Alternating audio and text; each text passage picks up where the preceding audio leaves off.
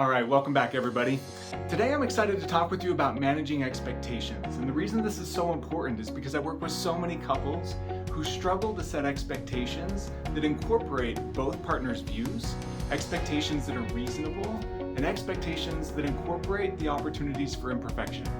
And when they don't do that, when they don't take into account these three things, it sets them up for failure. And I don't want your relationship set up for failure. So keep watching. I look forward to going through managing expectations in marriage with you today.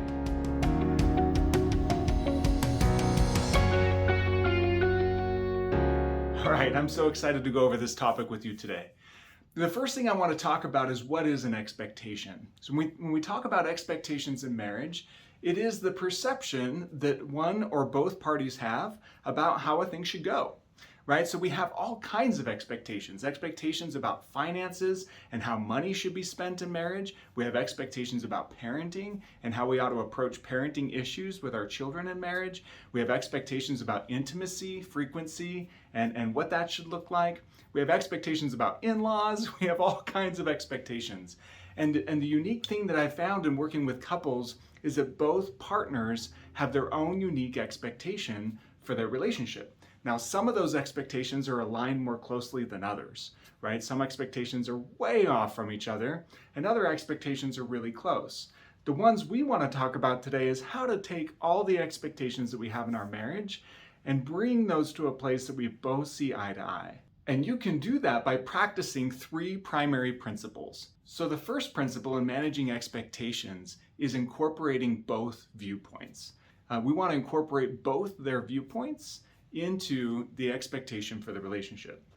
So for example, I worked with a couple who was preparing to have their first child. Now they knew that bringing a child into their family system would change things. They had had a wonderful relationship up to this point, but they knew that there would be some changes, as there should be, right? So we started talking about their expectations about this child. And it was easy for me to see how both of them had a lot of those expectations that were different from one another. Now, there were some that were the same, like they both wanted to be great parents. They both had the expectation that there would be some trial and error in the process of raising a child, that they would lose some sleep, that they would have some difficulties, maybe adjusting to the feeding schedule and other things like that that a newborn would require. But where their expectations kind of varied is how they would stay connected intimately in their relationship. He was hoping that there could be a strong connection still throughout the process of the end of pregnancy and delivery and the first several weeks of the newborn being in the home. And she had talked with some of her friends and family and felt that there would be this period that would be hard to connect physically in their relationship. She had some reasonable expectations around that, and maybe his were a little less informed, right? And so it was nice for them to be talking about this before they go into having this newborn child, to be able to navigate these differences in expectations. So asking ourselves that question, right? Are we incorporating both viewpoints? And as I worked with this couple, I talked with him a little bit about why he desired to stay so physically connected and what some of his worries were about that part of their relationship drifting, and even what that physical intimacy meant to him. I also spoke with her about that, and it was nice for him to start to understand that just because she felt like that part of their relationship might change for a little while they introduced this newborn to the relationship, that she wasn't leaving him, and that their strong connection wasn't over just because they were having a child. We were also able to explore some of the things that she understood as a woman and as somebody who had interviewed other women who had gone through this process, so that she could help educate and prepare him for some of those changes in their relationship for a season, right? For a short time. What to expect and how to expect it in ways that the two of them were able to negotiate. How do we stay physically close and work through this process of introducing a newborn to our home? So that was a really important process for this couple, incorporating both views. The second one is asking yourself, is this expectation reasonable, right? How reasonable is this expectation? Now, the reason this reasonable one's important, and really, frankly, it's kind of ironic because most of the time we think that our thoughts are reasonable. And so it's really only talking them through with another person, either our partner or other people in our world, that we maybe start to be able to expand our perspective to incorporate a little bit more reasonableness as we interview other people, right? And for this couple, they were both able to come to a more reasonable stance. She hadn't really considered what the physical connection might look like through this pregnancy process, other than maybe what changes her body would go through. And so it was really helpful for her to understand reasonable means for staying connected to her husband. And on his side, there was a lot of education we were able to do to help prepare him for some of those changes in the short season of their relationship, that he didn't go into that expecting something very similar to their newlywed experiences and ending up feeling very neglected, very put off, very forgotten in the relationship. And you can also interview other people in your world, people that you trust and people that you're close to.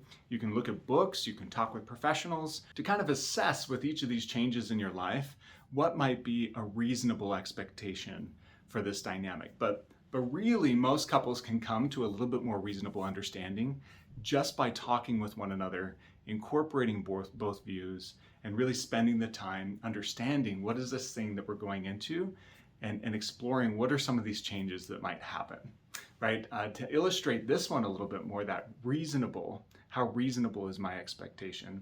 I worked with a couple who was moving, and that couple that was moving, as we talked about this move, they hadn't really considered what impact is this move going to have on our relationship? They hadn't really asked that question.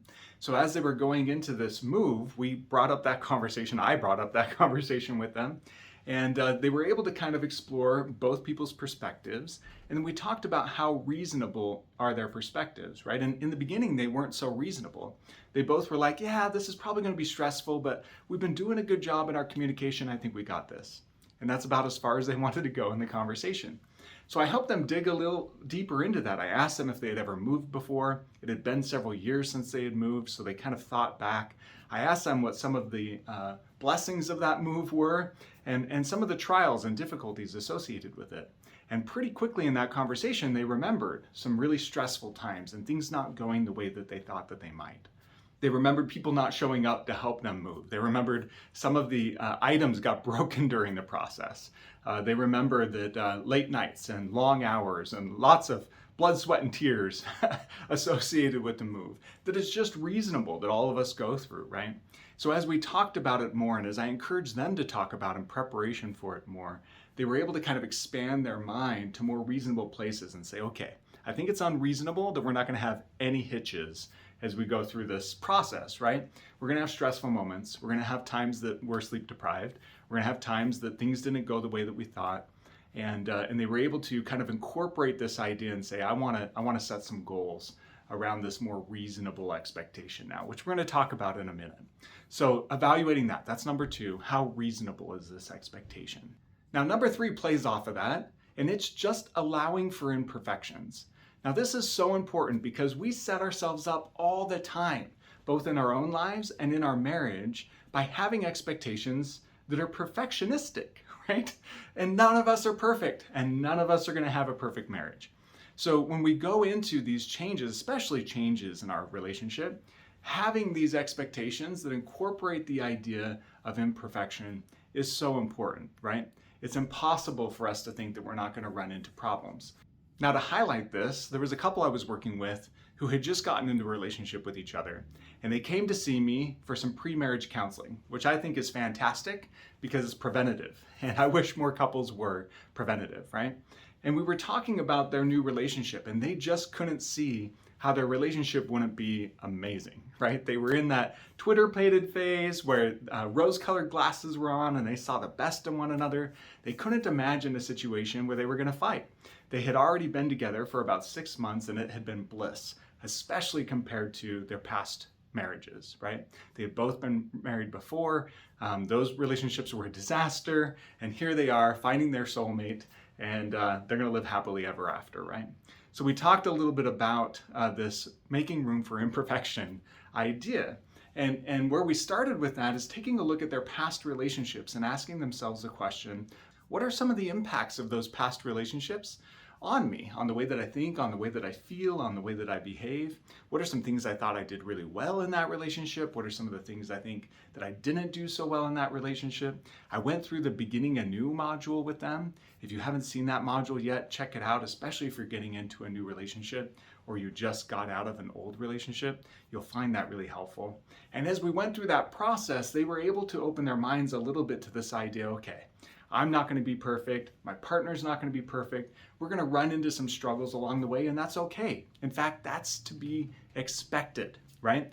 Imperfections to be expected. And if we're not making room for it, we're probably not being reasonable with our expectations, and we probably haven't talked with each other a ton about incorporating both views. Because as a couple does all three of those steps, their expectations start to be rock solid, right? So that's what we're looking for. Now, I mentioned earlier that we were going to talk about goals as well. Once a couple comes up with some expectations, the second stage in that is we want them to set some goals.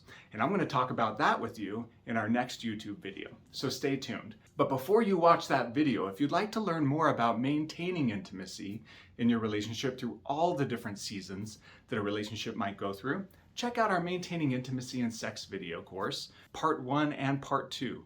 This is a fantastic video course that I recommend for every couple that I work with that talks about emotional intimacy, physical intimacy, and how to maintain a strong bond in your relationship. It was certainly extremely helpful for the couple that I shared with you about that was having a newborn child introduced to their home, and I hope you find it helpful as well. Also, you might want to check out our advanced communication module. This is one that I share with every couple as well. It's extremely important because communication issues is the #1 issue that couples encounter in relationships. So I hope you find both of those helpful as well. I look forward to being with you again soon. Take care and have a great day.